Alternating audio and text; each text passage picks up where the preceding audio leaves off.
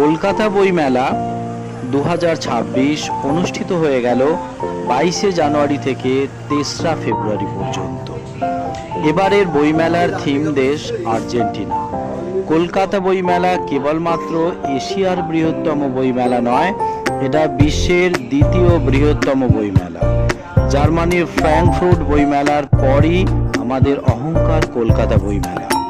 এবছর কম বেশি 1000-এর মতো স্টল বসেছে।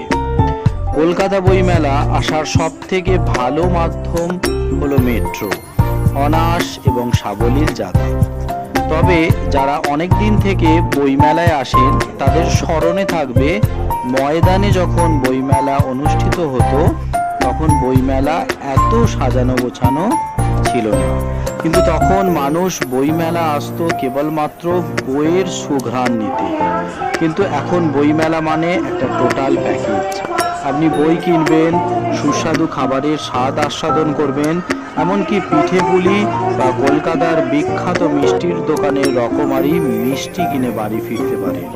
এটা ঠিক, মোবাইল ফোন আমাদের অনেক সময় কেড়ে নিলেও বইকে একেবারে আমাদের কাছ থেকে কেড়ে নিতে পারেনি। বইমেলার মহত্ব